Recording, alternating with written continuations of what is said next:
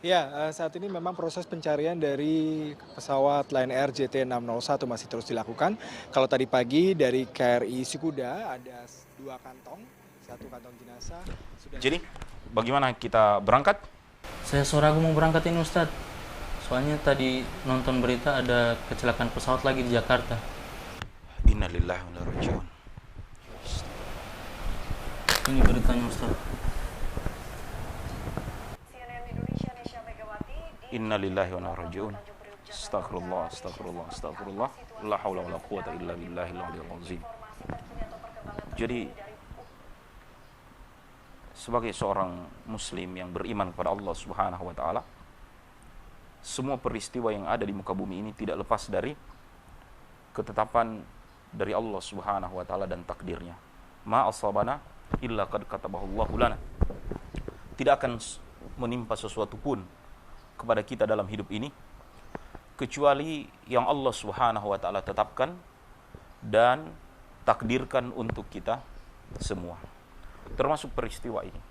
Sebab Rasulullah SAW katakan, tidaklah jatuh daun dari rantainya kecuali Allah Subhanahu wa taala telah tuliskan 50.000 tahun sebelum penciptaan langit dan bumi. Dengannya kita seorang muslim berhadapan dengan sebuah musibah dan peristiwa, senantiasa mengucapkan inna lillahi, sesungguhnya kita semua ini milik Allah, wa inna ilaihi raji'un, dan kita akan dikembalikan kepada Allah Subhanahu wa taala. Kesedihan kita akan diberikan pahala oleh Allah Subhanahu wa taala ketika kita bersabar menghadapinya. Sebagaimana kegembiraan kita juga akan diberikan pahala oleh Allah Subhanahu wa taala tatkala kita bersyukur mendapatkan nikmat tersebut. Makanya Rasulullah SAW katakan, sungguh aneh seorang muslim itu. Apa yang aneh? Kalau dia ditimpa kebahagiaan, kalau dia ditimpa nikmat, fasyakar, dia bersyukur kepada Allah Subhanahu wa taala. Syukur itu baik baginya. Wa in asabathu dharra, andaikan dia ditimpa dengan kemalangan, kesialan di dalam kehidupan dan dia bersabar, maka sabar itu pun baik baginya. Dan kita beriman kepada Allah Subhanahu wa taala. Sedangkan daun tidak akan jatuh dari rantainya kecuali ketetapan dari Allah Subhanahu wa taala. Maka tidaklah burung mengepakkan sayapnya di udara. Tidaklah tanah bergeser tempatnya. Dan tidaklah air mengalir dari tempatnya semula kecuali biidznillah, ketentuan dan izin dari Allah Subhanahu wa taala. Dalam perkara takdir, kita kaum muslimin mengimani 4 hal. Bahwa semua yang menimpa kita ini, 4 hal ini sudah berlaku. Itu takdir itu sudah dituliskan oleh Allah Subhanahu wa taala. Dan ditulis oleh makhluk yang pertama kali diciptakan, itu namanya pena. Kata Allah Ta'ala, tulislah semua yang ada, sampai daun yang jatuh dari rantingnya tidak luput dari tulisan pena ini. Kapan itu? 50.000 tahun sebelum penciptaan langit dan bumi. Jadi semua takdir, semua yang menimpa kita sudah ditulis. Dan yang kedua dalam masalah takdir, takdir ini sudah ditahu, sudah diilmui oleh Allah Ta'ala. Maka mustahil Allah Ta'ala yang terjadi hari ini, kemarin Allah belum tahu. Atau apa yang akan terjadi besok, Allah Ta'ala belum tahu. Sifat badak seperti itu mustahil bagi Allah Subhanahu wa taala. Allah Ta'ala telah mengetahui sebelumnya apa yang akan terjadi di masa yang akan datang. Dan yang ketiga, segala peristiwa yang menimpa kita ini sudah diinginkan. Sudah diinginkan oleh Allah Subhanahu wa taala. Idza arada syai'an ayyakul lahu kun fayakun. Allah Ta'ala yang menginginkan. Kaifa syaa', bagaimana sesuatu itu terjadi, mata syaa', kapan terjadi peristiwa itu. Jadi sudah diinginkan oleh Allah takdir yang menimpa kita. Dan yang ketiga, sudah ditakdirkan atau kapan terjadinya itu memang sudah ditetapkan oleh Allah Subhanahu wa taala dalam takdir yang akan dijalani oleh makhluk. Maka insyaallah kalau kita sudah siap berangkat seperti ini, tidak perlu kita untuk ragu-ragu. Fa idza azamta fatawakkal 'ala Allah. Kalau engkau sudah bersiap, maka tawakal kepada Allah Subhanahu wa taala. Dalam perang Uhud, Rasulullah SAW bertanya kepada para sahabat, di mana kita akan berperang? Di mana kita akan hadapi mereka? Sebagian besar orang-orang munafik di Madinah mengatakan, kita lawan di dalam kota. Tapi sebagian lagi mengatakan, kita lawan mereka di luar dari kota Madinah. Dan banyak orang-orang mengatakan pada Rasulullah, pantang kita melawan di dalam kota. Orang-orang munafik mengatakan, selama sejarah Yathrib atau Madinah, kalau kita berperang di dalam kota kita kalah. Tapi kalau kita berperang di luar Madinah kita akan menang. Makanya kita harus keluar. Padahal mereka setengah hati mau berangkat untuk menghadap Quraisy dalam perang ini. Nabi bertanya, di mana kita menghadapi Quraisy ini? Mereka mengatakan, ya, semua orang mengatakan di luar. Akhirnya Nabi SAW putuskan, kalau begitu kita hadang mereka di luar Madinah, ya, di Uhud. Ketika Nabi SAW pulang ke rumah, dia mengambil bilah pedangnya, demikian juga dengan pedang. Dia telah berbaju besi. Beberapa sahabat mengatakan, barangkali Nabi SAW mau menghadapi perang ini di dalam kota, di dalam Madinah. Ayo kita pergi bilang sama Nabi, barangkali Nabi mau menundanya, bukan berperang di luar kota. Mereka datang kepada Nabi SAW, wahai Rasulullah, kalau engkau ingin, kita hadapi saja mereka di dalam Madinah. Nabi sudah berbaju perang, sudah berbaju besi, dan Nabi SAW sudah menghunus pedang. Kata Rasulullah SAW, para Nabi Allah Ta'ala pantang untuk menyarungkan pedang yang sudah tercabut dari bilahnya, pantang melepas kembali baju besi yang sudah dipakai. Faida azamta fatawakkal 'ala Allah. Kalau kita benar-benar sudah siap, maka kita bertawakal kepada Allah Subhanahu wa Ta'ala. Maka perjalanan ini insyaallah tidak usah kita tunda. Kita jalan insyaallah dengan menaati doa safar. Keluar dari rumah ini kita baca Bismillahirrahmanirrahim, Allah wala haula wala quwata illa billah. Kita bertawakal kepada Allah dengan nama Bismillah. Kita naiki kendaraan Bismillah majriha wa mursaha, atas nama Allah Ta'ala yang telah menundukkan kendaraan ini dan menjadikan dia tunduk dan melayani kita selama perjalanan. Dan kita gantungkan kepada Allah Subhanahu wa Ta'ala, penguasa langit dan bumi, tentang keselamatan dari perjalanan ini. Dan siapapun yang mengalami duka dengan jatuhnya pesawat,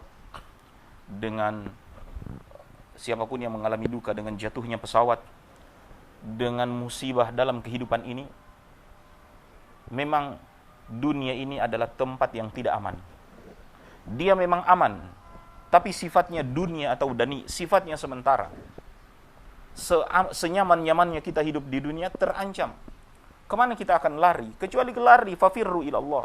Kita cuma bisa lari menyelamatkan diri kepada Allah Subhanahu wa Ta'ala. Kita takut tenggelam di laut, makanya kita diam di muka bumi ini. Karena kita mengatakan, kalau kita pergi ke laut, nanti ada tsunami.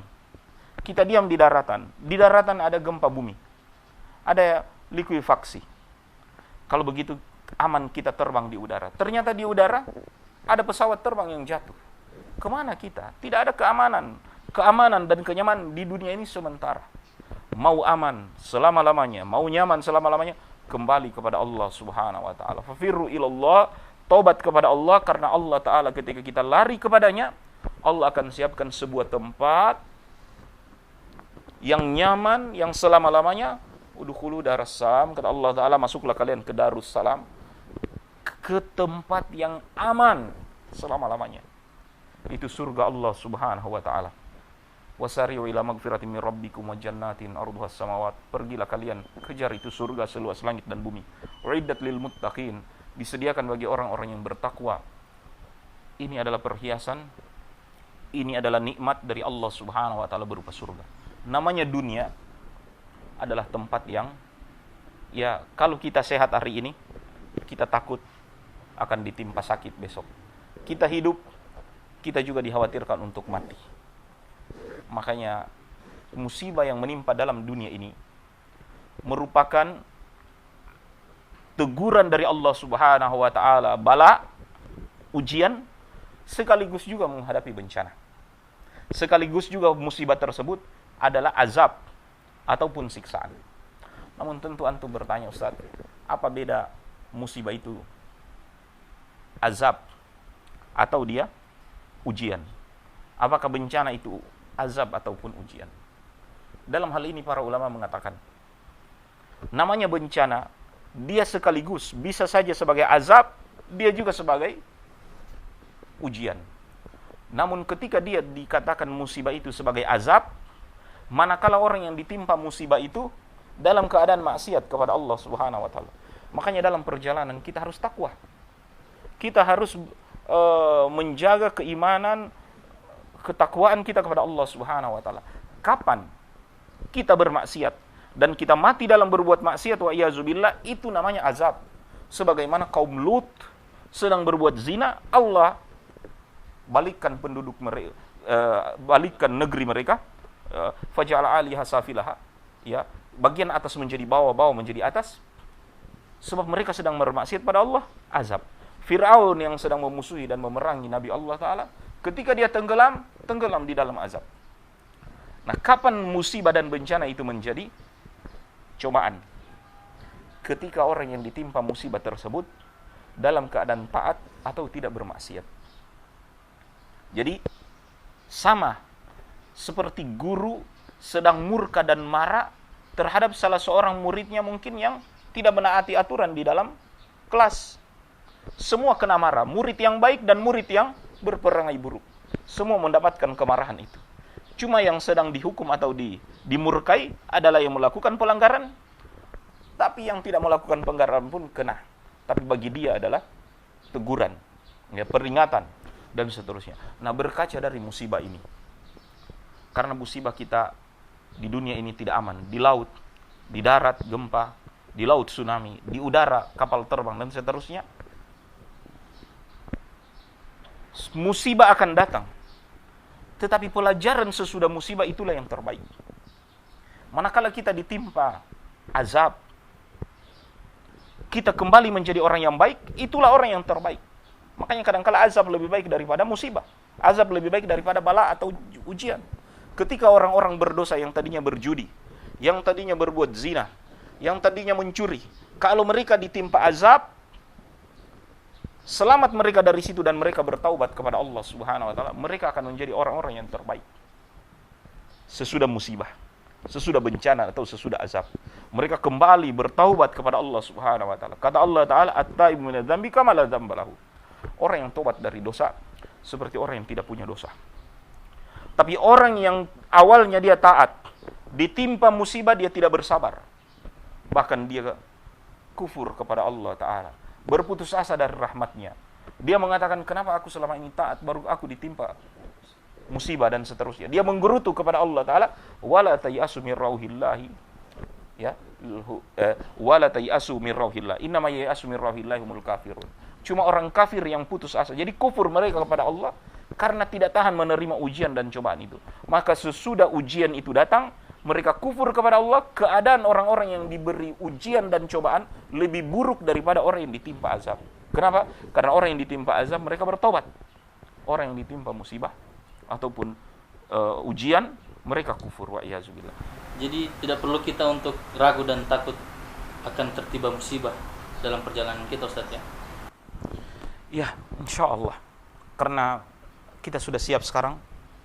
Kendaraan, tiket sudah ada kan? Insya Allah kita bertawakal kepada Allah seperti tawakalnya burung. Dia tidak pernah ragu walaupun cuaca sedang mendung. Kita berangkat insya Allah, bertawakal kepadanya dan mohon keselamatan pada Allah Ta'ala dalam perjalanan. Insya Allah.